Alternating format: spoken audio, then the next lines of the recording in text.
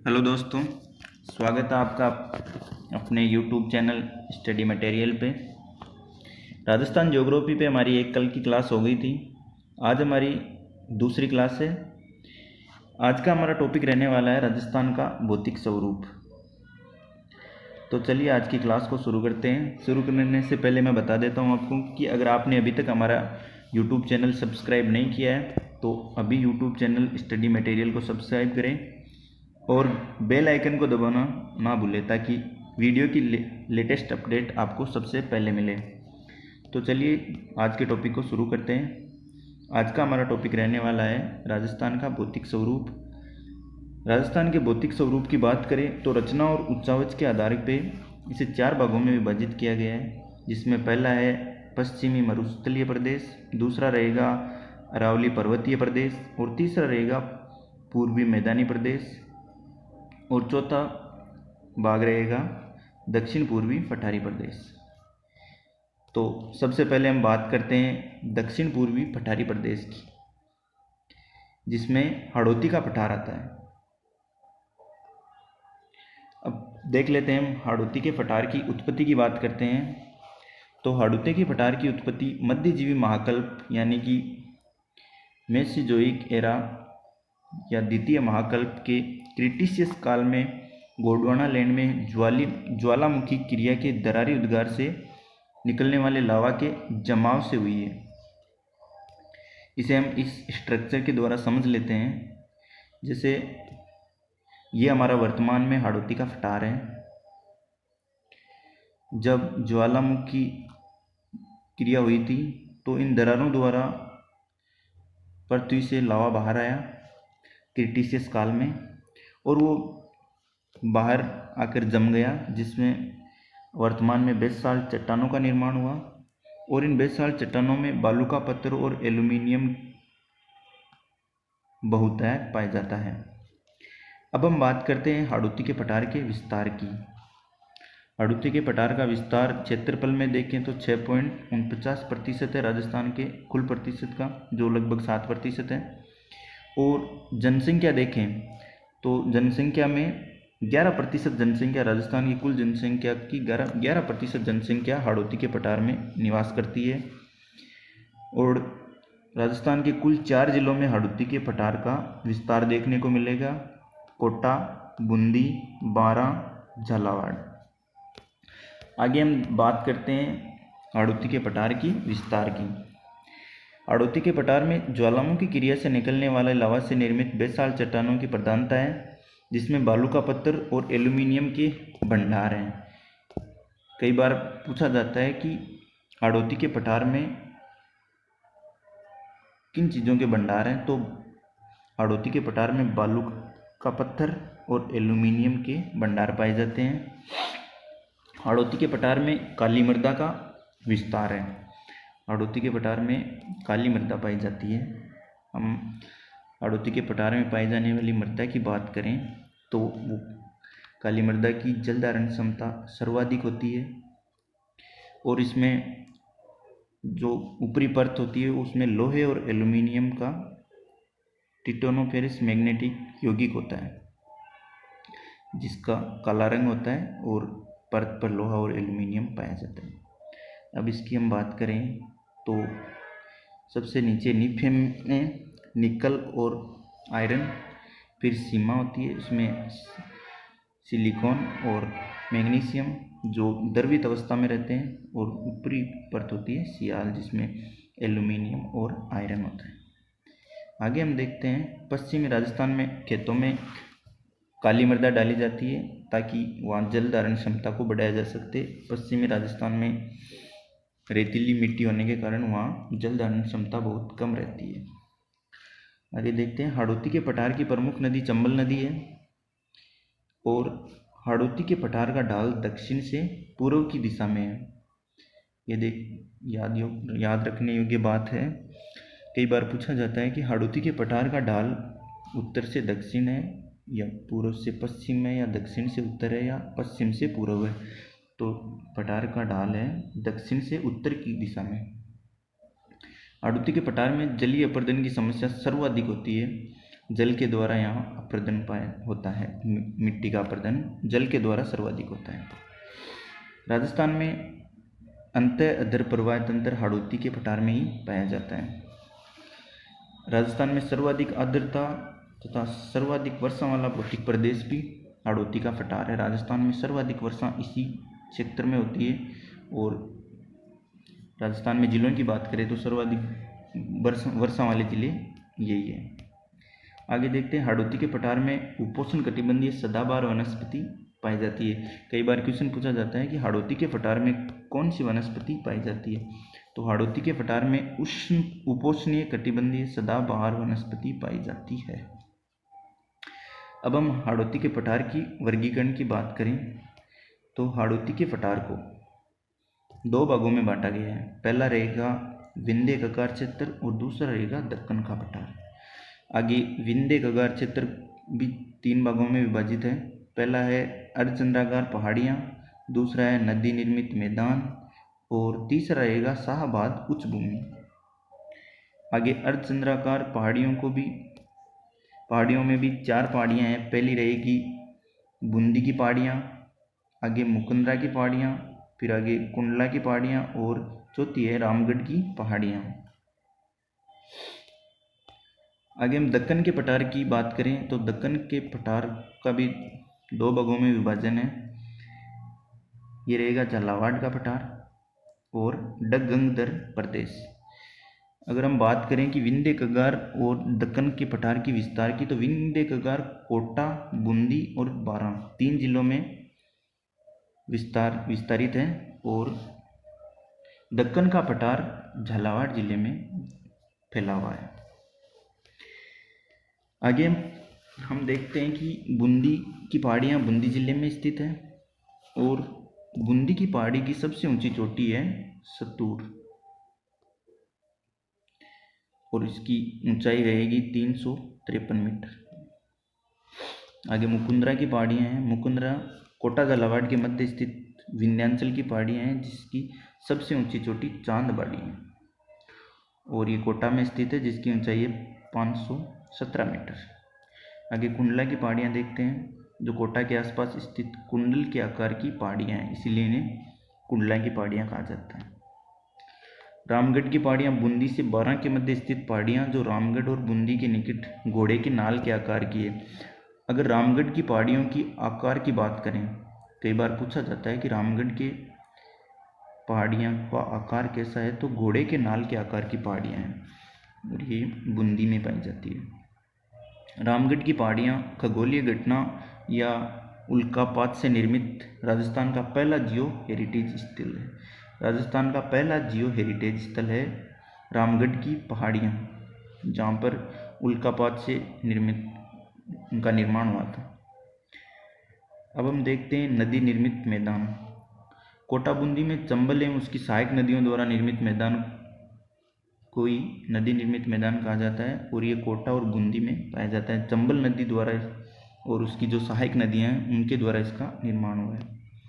आगे देखते हैं शाहबाद उच्च भूमि क्षेत्र पूर्वी बारां में स्थित 450 मीटर ऊंची भूमि क्षेत्र जिसकी सबसे ऊंची चोटी कांबा जो कि बारां में स्थित है और इसकी ऊंचाई है 456 मीटर। आगे हम देखते हैं झालावाड़ का पठार। झालावाड़ में स्थित पठारी क्षेत्र जो मालवा के पठार का उत्तरी भाग है तथा अप्रत्यक्ष रूप से दक्कन के पठार का ही भाग है। हम देखते हैं डगंगदर क्षेत्र दक्षिण पश्चिम झालावाड़ में स्थित 350 मीटर ऊंची भूमि है जिसे ही डगंगदर क्षेत्र कहा जाता है। अभी हमने देखा था राजस्थान का दक्षिण पूर्वी पठारी प्रदेश। अब हम बात करते हैं राजस्थान के पूर्वी मैदानी प्रदेश की। पूर्वी मैदानी प्रदेश की उत्पत्ति की बात करते हैं तो ये पूर्वी मैदानी प्रदेश की उत्पत्ति नूतन महाकल्प जिसे नियोजोइक एरा या चतुर्थ महाकल्प के प्लीस्टोसीन काल में गंगा और यमुना द्वारा लाई गई मृदा या जलोढ़ के जमाव से हुआ है।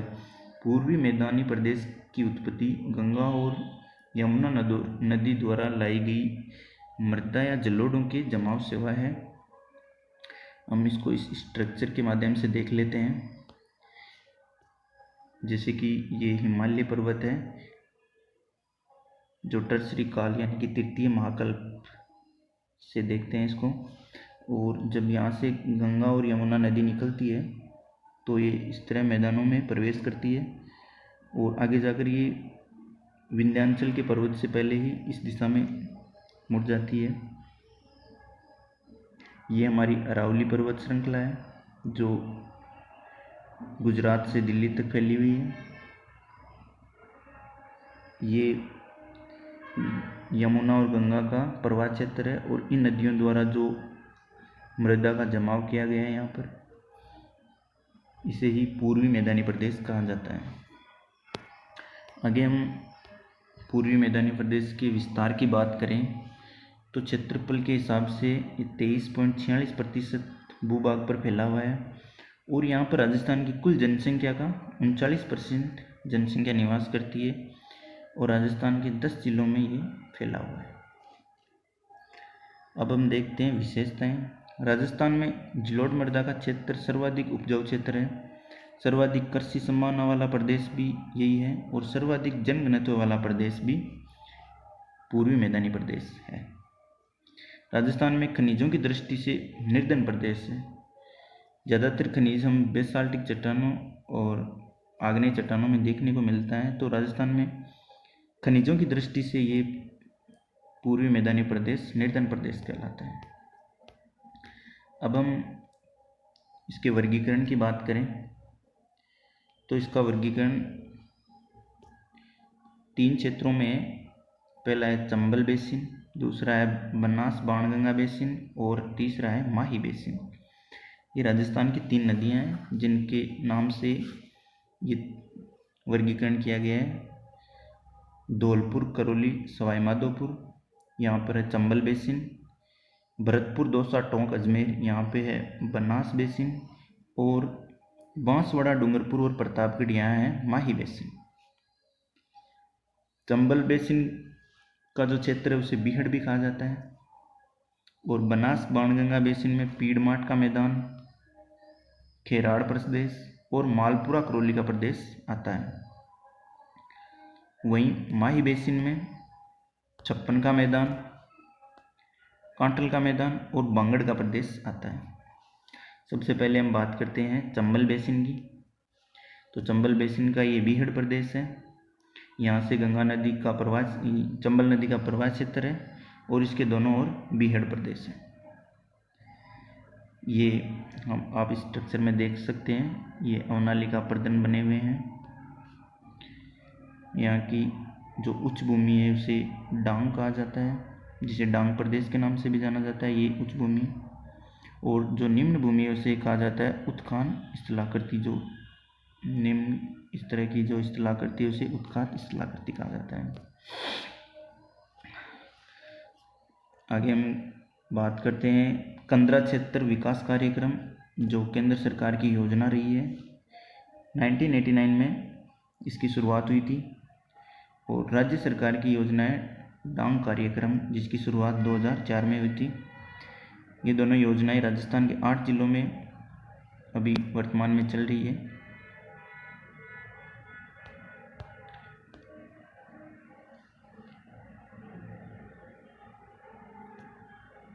आगे हम देखते हैं बीहड़। चंबल नदी द्वारा अवनालिका प्रदन से निर्मित कंदरा युक्त क्षेत्र जहाँ घने जंगल पाए जाते हैं उसे बीहड़ कहा जाता है। राजस्थान में सर्वाधिक बीहड़ धौलपुर जिले में है। घनत्व के हिसाब से देखें तो राजस्थान में सर्वाधिक बीहड़ धौलपुर जिले में है, जबकि सर्वाधिक बीहड़ का विस्तार सवाई माधोपुर जिले में देखने को मिलेगा। करौली को बीहड़ की रानी कहा जाता है। कई बार क्वेश्चन पूछा जाता है कि बीहड़ की रानी किसे कहा जाता है, तो बीहड़ की रानी करौली को कहा जाता है। राजस्थान में बीहड़ अवनालिका प्रदन उत्खात स्थलाकृति के लिए चंबल नदी ही जानी जाती है। आगे हम देखते हैं डांग किसे कहा जाता है। बीहड़ में स्थित जो उच्च भूमि होती है उसे डांग कहा जाता है। बीहड़ में स्थित निम्न भूमि होती है उसे खादर कहा जाता है और जो करौली और धौलपुर और सवाई माधोपुर का जो क्षेत्र है उसे डांग प्रदेश कहा जाता है। अब हम देखते हैं बनास बाणगंगा बेसिन। बनास बाणगंगा में ये हमारी यमुना नदी का प्रवाह क्षेत्र है और यहाँ से बाणगंगा नदी का उद्गम होता है और ये आगे जाकर यमुना में मिल जाती है। यहाँ से बनास नदी का उद्गम क्षेत्र है और ये आगे जाके चंबल नदी में मिल जाती है और ये चंबल नदी का प्रवाह क्षेत्र है। जयपुर और भरतपुर के बीच रोई का मैदान है बाणगंगा नदी के ऊपर की दिशा में उत्तर की ओर, और बाणगंगा और बनास के बीच में देवगढ़ और भीलवाड़ा के बीच में पीड़माठ का क्षेत्र है। टोंक और करौली के मध्य मालपुरा करौली का क्षेत्र है। और बनास नदी से दक्षिण में बात करें तो जहाजपुर भीलवाड़ा से टोंक के मध्य खेराड़ का प्रदेश पड़ता है। हम देखते हैं रोई का मैदान, जिसे रोई दोआब भी कहा जाता है। ये बाणगंगा तथा यमुना नदियों के मध्य स्थित जलोढ़ मृदा का क्षेत्र है जिसका विस्तार जयपुर से भरतपुर तक देखने को मिलता है।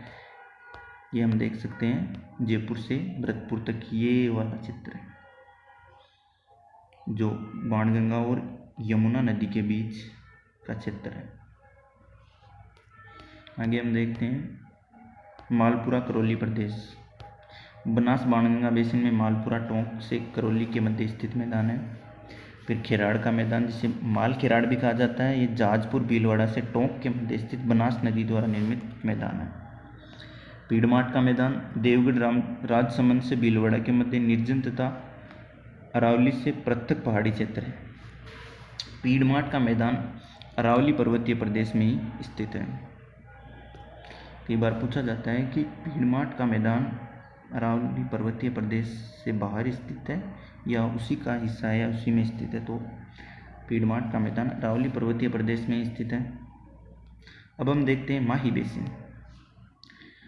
माही नदी एकमात्र ऐसी नदी है जो राजस्थान में एमपी से आकर वापस बंगाल की खाड़ी की दिशा में निकल जाती है और यही वो नदी है जो कर्क रेखा को 2 बार काटती है।